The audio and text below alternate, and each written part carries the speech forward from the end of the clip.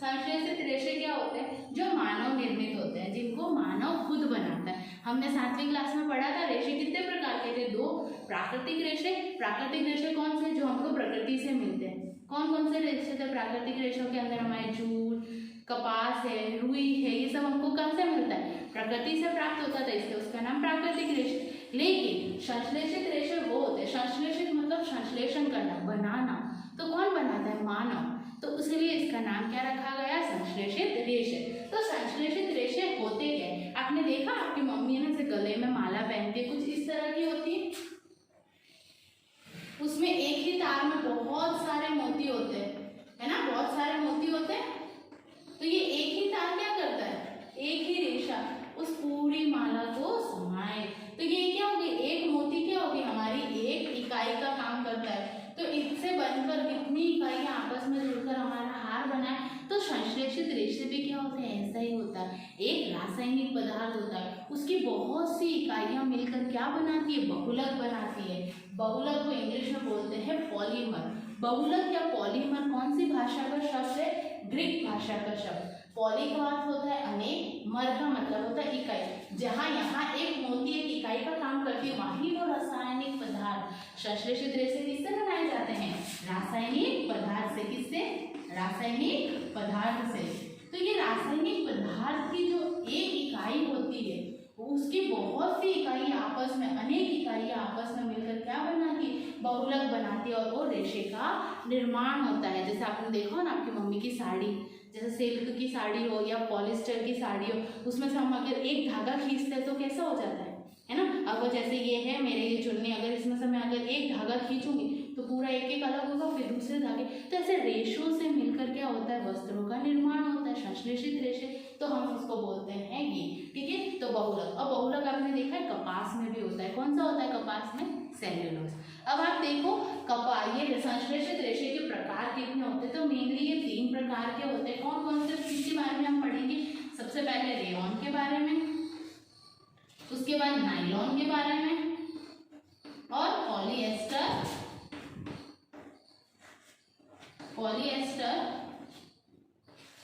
और एक्रेलिक। ये कुछ तरह के क्या है? मानव निर्मित संश्लेषित रेशे कि ये किस किस से मिलकर बने होते हैं। और याद रखना कि सबसे पहला जो पूर्ण रूप से मानव संश्लेषित रेशा हमारा कौन सा है? नायलॉन। रेयॉन को किससे बनाया जाता है? कास्ट मतलब लकड़ी की लुगदी से बनाया जाता है मिलाकर। पॉलिएस्टर अलग अलग होते हैं, और एक्रेलिक में भी अलग अलग प्रकार के होते हैं। तो आपको समझ में आया कि संश्लेषित रेशे क्या होते हैं। अब हम पढ़ते हैं संश्लेषित रेशों के प्रकारों के बारे में और अध्ययन करते हैं। बहुलक प्रकृति में भी पाए जाते हैं। उदाहरण के लिए जैसे कपास आपने देखा है, जिससे हमको रुई प्राप्त होती है, जो सेल्यूलोज कहलाता है।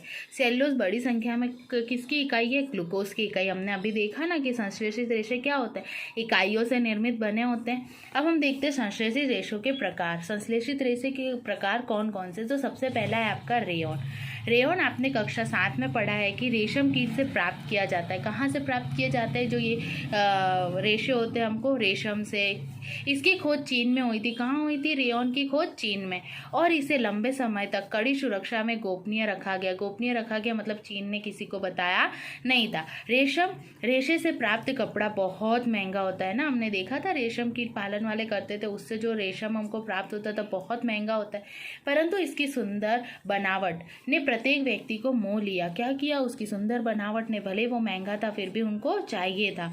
रेशम को कृत्रिम रूप से बनाने के प्रयास किए गए। अब उन्होंने सोचा कि हम क्यों ना इसको कृत्रिम रूप से बनाएं। रेयॉन सबसे पहले तो क्या था? प्राकृतिक था, जो हमको रेशे से मिलता था रेशम कीट के। लेकिन बाद में उसको क्या करा? कृत्रिम रूप से बनाने का प्रयास किया।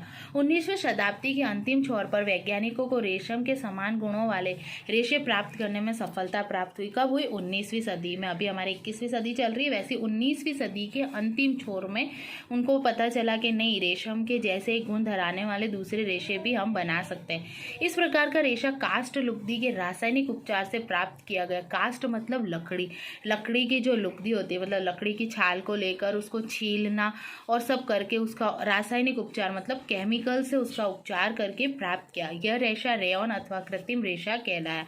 इसीलिए उसको हम रेयॉन या कृत्रिम कहते हैं। क्यों? क्योंकि उसको मानव ने निर्मित किया था। यद्यपि रेयॉन प्राकृतिक स्रोत काष्ठ लुगदी से प्राप्त हुआ है, यह एक मानव निर्मित रेशा है। क्यों? क्योंकि इसको कहाँ से हमने प्राकृतिक स्रोत से लिया गया। यह रेशम से सस्ता होता है। अब देखो क्या हुआ, हमने इसको केमिकल से बनाया, रासायनिक से, काष्ठ लुगदी से, तो ये क्या हुआ, रेशम कीट से जो हमको रेशम मिलता था उससे सस्ता था, परंतु इसे रेशों के समान बुना जा सकता है। इसे रंगों की कई किस्मों से रंगा जा सकता है। अब देखो ये क्या बोल रहे हैं कि रंग अलग अलग रंगों से भी इसको रंगा जा सकता था। जैसे रेशम के रेशों से कपड़े बनाए जाते थे, वैसे रेयॉन से भी कपड़े बनाए जा सकते थे। रेयॉन को कपास के साथ मिलाकर बिस्तर की चादरें बनाते हैं अथवा ऊन के साथ मिलाकर कालीन या गलीचा। अब देखो इसको कपास के साथ मिलाकर तो हम क्या बना सकते हैं, बिस्तर बना सकते हैं, और ऊन के साथ मिलाकर क्या बना सकते हैं, कालीन या गलीचा। गलीचा जो हमें ना नीचे ज़मीन पर बिछाते हैं। देखो यहाँ पर रेयॉन से निर्मित ये दिख रहा है, ये क्या है, वस्तु है, निर्मित है, गलीचा है। क्या है ये, गलीचा है। ये देखो यहाँ पर वस्त्र दिखाई दे रहे हैं आपको, ये कपड़े हैं, ये कालीन है, कालीन जो बिछाने वाली आती है, ये गलीचा जो हम कमरे में बिछाते हैं। ठीक है, तो आपको रेयॉन समझ में आया कि इसको काष्ठ लुगदी से बनाया गया था रासायनिक उपचार से। अब दूसरा है आपका नायलॉन। नायलॉन भी क्या है, एक अन्य मानव निर्मित रेशा है। इसको कब बनाया गया था, 1931 में।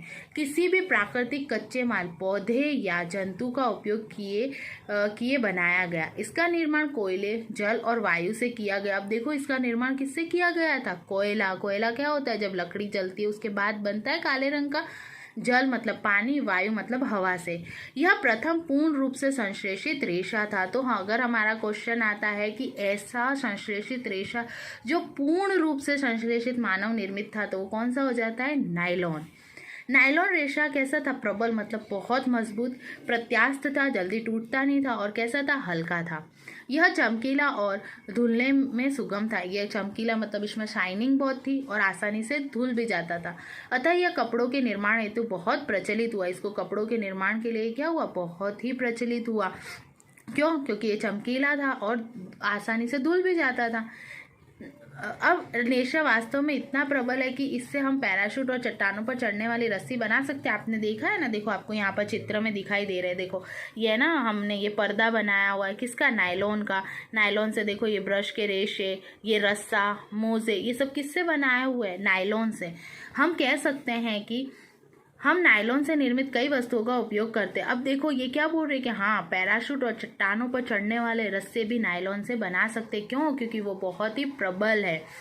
हम नायलॉन से निर्मित कई वस्तुओं का उपयोग लाते हैं, जैसे जुराबे, रस्से, तंबू देखा ना, अपने टेंट बांधते हैं, दांत साफ करने वाला ब्रश, कारों की सीट के पट्टे, जो सीट बेल्ट आते हैं कार के अंदर, स्लीपिंग बैग, शयन थैला, जब हमें ना बाहर जाते हैं ट्रैकिंग करने तो स्लीपिंग बैग लेके जाते हैं, पर्दे, देखो यहाँ पर पर्दे दिख रहे आदि। नायलॉन का उपयोग पैराशूट और चट्टानों पर चढ़ने हेतु रस्सों के निर्माण में भी किया जाता है। क्या बोल रहे हैं कि हाँ, चट्टानों पर, और ये देखो आपको दिख रहा है यहाँ पर, ये पैराशूट के जो रस्से है वो बनाने में, और यहाँ पर चट्टान पर जो चढ़ने के लिए मोटा रस्सा होता है, जो ये करते हैं, ट्रैकिंग करते हैं और ये पैराशूट को लेके उड़ते हैं, उनके लिए भी क्या होता है, नायलॉन का उपयोग किया जाता है। एक नायलॉन का तार इस्पात के तार से अधिक प्रबल होता है। अभी क्या बोल रहे हैं, इस्पात का जो तार आता है उससे भी प्रबल होता है, इसीलिए इसका उपयोग हम क्या कर सकते हैं, चट्टानों पर चढ़ने के लिए और यहाँ पर पैराशूट के अंदर कर सकते हैं। देखा आपने कि हाँ भाई, नायलॉन कितना प्रबल है। एक्रेलिक पॉलीएस्टर एक अन्य संश्लेषित रेशा है। इस रेशे से बने कपड़े में आसानी से सलवटे मतलब जो कपड़ों में सल पड़ जाते हैं वो नहीं पड़ती। यह सपाट रहता है और सरलता पूर्वक धुल जाता है, अतः यह वस्त्र सामग्री हेतु पर्याप्त उपयोगी पदार्थ है। आपने लोगों को सुंदर पॉलीएस्टर कमीज़ें और अन्य परिधान पहने अवश्य देखा होगा। आपने देखा ना कि आपके मम्मी पापा है ना, आपकी मम्मी साड़ी पहनती है पॉलिएस्टर की, पापा कमीज़ पहनते हैं। टेरेलिन एक लोकप्रिय पॉलीएस्टर है। पॉलीएस्टर का भी क्या प्रकार है, टेरेलिन। इसे बहुत महीन रेशों से खींचा जा सकता है, जिन्हें फिर किसी भी अन्य तंतु सामान बुना जा सकता है। अब ये क्या बोल रहे हैं, जो पॉलीएस्टर है उसमें सबसे लोकप्रिय क्या है, टेरेलिन। टेरेलिन एक तरह का पॉलीएस्टर है। उसको महीन मतलब बहुत पतले धागे होते हैं, उनको क्या किया जाता है, खींचा जाता है और फिर उनसे अलग अलग तरह की साड़ियाँ और बनाई जाती है। पैट मतलब PET पैट मतलब पॉलीइथिलीन टरथैलेट, एक बहुत सुपरिचित प्रकार का पॉलीएस्टर है। दूसरा कौन सा है, पैट, उसका पूरा नाम क्या है, पॉलीएथिलीन टरथैलेट। इसका उपयोग बोतल, बर्तन, फिल्म, तार और अन्य बहुत से उपयोगी उत्पाद के निर्माण हेतु किया जाता है। अब उसका कहाँ किया जाता था? कपड़ों में। अब इसका कहाँ किया जाता है? कुछ बॉटल बनाने में, कोई बर्तन बनाने में, जो फिल्म फ़ोटो खिंचवाते हैं उसके अंदर आती है कैमरे में, वो तार बनाने में इनका उपयोग किया जाता है। किसका? पैट का। चारों ओर दृष्टि घुमा पॉलीएस्टर से निर्मित वस्तुओं की एक सूची बनाएं। अब आप पॉलीएस्टर से निर्मित वस्तुओं की सूची बना सकते हो, जैसे आपकी मम्मी की साड़ी, पापा का कोट, आपका ड्रेस। अब पॉलीएस्टर होता क्या है? तो पॉलीएस्टर किससे मिलकर बना है? Poly plus ester. वास्तव में एक रसायन जो एस्टर कहलाता है। क्या रसायन है? एस्टर है, की इकाइयों की पुनरावृत्ति से बनता है। एस्टर वे रसायन है जो फलों को उनकी गंध प्रदान करते हैं। अब एस्टर क्या? एक तरह का रसायन है। क्या रसायन है? किसमें पाया जाता है? फलों में। फलों को उनकी गंध प्रदान करते हैं। गंध मतलब एप्पल कैसी स्मेल का होता है, आम का स्मेल कैसी होती है। निर्मित कपड़े पॉलीकॉट, पॉलीवूल, टेरिकॉट आदि नामों से बेचे जाते हैं। जैसे आपने देखा ना, आपकी मम्मी साड़ी लेने जाती है तो ऐसे बोलती है कि मुझे पॉलिस्टर की साड़ी बताइए, है ना। वैसे जैसा कि नाम सुझाते हैं, ये कपड़े दो प्रकार के रेशों से मिलकर बनाए जाते हैं। पॉलीकॉट पॉलीएस्टर और कपास का मिश्रण होता है। पॉलीकॉट क्या होता है? पॉलीएस्टर और कपास का मिश्रण होता है। कपास हमारा प्राकृतिक रेशा है, पॉलीएस्टर हमारा क्या है? मानव निर्मित रेशा है। दोनों को मिलाकर क्या बनाया जाता है? पॉलीकॉट। पॉलीवूल किससे बनता है? पॉलीएस्टर और ऊन का। तो वूल मतलब ऊन, ठीक है, कॉट मतलब कपास। तो आपको इतना समझ में आया कि पॉलीएस्टर कैसे मिलकर बना है। हम सर्दियों में स्वेटर पहनते हैं तथा शॉल अथवा कंबलों का उपयोग करते हैं। इनमें से बहुत से वास्तव में प्राकृतिक ऊन से निर्मित नहीं होते, यद्यपि वे ऊन के सदृश दिखाई देते हैं। ये अन्य प्रकार के संश्लेषित रेशों से तैयार किए जाते हैं, जो एक्रेलिक कहलाता है। अब हम सर्दियों में स्वेटर पहनते हैं। अब आपको पता है कि हमने देखा है कि प्राकृतिक रेशे भेड़ और इनसे हमको ऊन मिलती है। तो ऐसा ज़रूरी नहीं कि सारे प्राकृतिक ऊन से बनते हैं। मानव निर्मित ऊन भी बनाई गई है, वो भी हमको ऊन के जैसे ही दिखते हैं। स्वेटर हमको ऐसा लगता है कि ऊन से ही बने हुए होते हैं, लेकिन वो किसके बने होते हैं? एक्रेलिक के। प्राकृतिक स्रोतों से प्राप्त ऊन काफ़ी महंगी होती है, जबकि जो एक्रेलिक से बनी ऊन होती है वो क्या होती है? अपेक्षाकृत उससे सस्ती होती है। क्यों? क्योंकि ये रसायन से बनी है। ये विविध रंगों में उपलब्ध होती है, अलग अलग कलर में उपलब्ध होती है। आपने देखा अलग अलग कलर के स्वेटर होते हैं। संश्लेषित रेशे अधिक टिकाऊ और पहुंच के भीतर होते हैं। अब ये क्या बोल रहे हैं? अधिक टिकाऊ होते हैं। जो संश्लेषित रेशे होते हैं बहुत क्या होते हैं? टिकाऊ होते हैं, जिससे ये प्राकृतिक रेशों की अपेक्षा अधिक लोकप्रिय होते हैं। क्यों? क्योंकि इनके रसायन का उपचार करके बनाया जाता है, इसलिए ये प्राकृतिक रेशों की तुलना में संश्लेषित रेशे से बने कपड़े, स्वेटर और बहुत टिकाऊ होते हैं। आप पूर्व में प्राकृतिक रेशों को जलाने का क्रियाकलाप कर चुके। हमने देखा ना कि करते तो क्या होता है। आप यह भी पाएंगे कि संश्लेषित रेशे गर्म करने पर पिघल जाते हैं। यह वास्तव में संश्लेषित रेशों का एक हानिकारक गुण है। आपने देखा ना, अगर संश्लेषित रेशों से बने कोई भी कपड़े होंगे, भले वो पॉलीएस्टर हो, आपका है ना स्वेटर, अगर आप उसको जलाओगे तो वो बहुत जल्दी क्या हो जाएगा? पिघल जाएगा। ये उसका हानिकारक गुण है। यदि वस्त्रों में आग लग जाती है तो यह बहुत आपदाजनक हो सकता है। कपड़ा पिघल जाता है और पहनने वाला व्यक्ति के शरीर से चिपक जाता है। तो संश्लेषित रेशों का बने वस्त्रों का क्या एक हानिकारक गुण है कि इसके अंदर आग बहुत जल्दी लगती है। जैसे ही आग लगती है, जैसे आपने देखा नेट के बने फ्रॉक या कुछ भी होता है, उसमें आग बहुत जल्दी लगती है। तो जिस व्यक्ति ने उसको पहना है वो क्या हो जाएगा? जल जाएगा।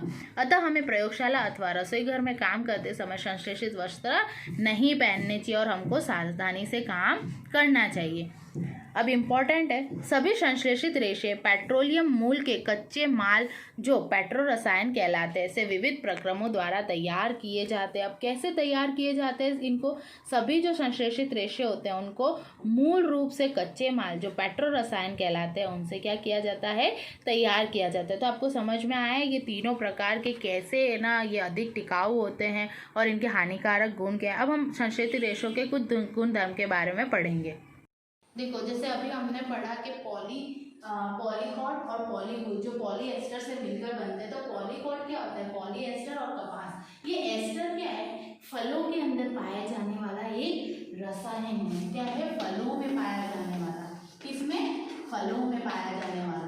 और ये एस्टर फलों में क्या काम करता है? उनको सुगंध गंध देने का काम करता है। जैसे एप्पल है तो उसकी स्मेल अलग होती है, कीवी की अलग होती है, आम की अलग होती है। तो ये एस्टर कहाँ पाया जाता है? फलों में। तो पॉलीकॉट किससे मिलकर बना होता है? पॉलीएस्टर प्लस कपास। कॉट मतलब कॉटन मतलब कपास। वैसे ही पॉलीवूल किससे मिलकर बनता है, पॉलीएस्टर प्लस ऊन से, किससे मिलकर, ऊन से। क्यों, वूल मतलब हमको उससे मिलती है, ऊन उससे मिलकर बनता है, ठीक है। अब हम इसके संश्लेषित रेशों के कुछ गुणधर्म पढ़ेंगे। क्या गुणधर्म है कि ये सबसे पहले तो क्या होता है, सस्ता होता है, प्राकृतिक रेशों की तुलना में सस्ता होता है, टिकाऊ होता है, बहुत लंबे समय तक चलता है, जल्दी सूखते हैं। देखना जो संश्लेषित रेशों से बने कपड़े होते हैं वो बहुत जल्दी सूखते हैं। फिर आसानी से इसका रख रखाव आसानी से कर सकते हैं, हमको उसके रख रखाव में ज़्यादा दिक्कत नहीं आती। फिर आपका है सरलता से उपलब्ध, क्या होता है, सरलता से आसानी से हमको मिल जाती है। जैसे आप देखो रेशम होता है जो हमको रेशम कीट से मिलता है, अगर उसको प्राप्त करना होता है तो बहुत महंगा होता है। तो हमने क्या किया, रेयॉन जो मैंने आपको बताया था, रेयॉन एक ऐसा रेशा है जिसमें किसके गुण थे, रेशम के गुण थे, ऐसा रेशा था। तो वो क्या है, मैं सस्ता था और उसके कपड़े भी लोग बहुत यूज़ करते हैं। पॉलीएस्टर में भी आप देखो, आपकी मम्मी की साड़ी होती है उसके अंदर सलवटें कम पड़ती है, ये सब चीज़ें देखी हमने। तो अब आपको समझ में आया कि संश्लेषित रेशे क्या होते हैं। मानवों के द्वारा निर्मित रेशों को हम क्या बोलते हैं, संश्लेषित रेशे होते हैं। हमने रेयॉन पढ़ा, रेयॉन कास्ट लुगदी से बनाया, लकड़ी की लुगदी को रासायनिक पदार्थों में मिलाकर उपचार करके बनाया रेशम की तरह, उससे गलीचा, वस्त्र, ये सब बनाए, ठीक है। उसके बाद नायलॉन आया, तो नायलॉन से हम क्या बना सकते हैं, पैराशूट, और जो माउंट क्लाइंबिंग करते हैं, ठीक है, उनके रस्से बनाए जाते हैं, वो इतना प्रबल और मजबूत होता है। तो संश्लेषित रेशे टिकाऊ इसलिए होते हैं क्योंकि ये प्रबल होते हैं, ठीक है। और जो नायलॉन होता है वो इस बात से भी क्या होता है, ज़्यादा प्रबल होता है। उसके बाद हमने देखा कि पॉलीएस्टर और एक्रेलिक के अंदर से हम बहुत सारे क्या कर सकते हैं, वो भी बना सकते हैं। क्या बना सकते हैं हम उसके अंदर, कुछ बर्तनों में भी एक्रेलिक का उपयोग किया जाता है या नहीं किया जाता है। एक्रेलिक का कुछ बर्तनों में, प्लास्टिक के अंदर उनको करके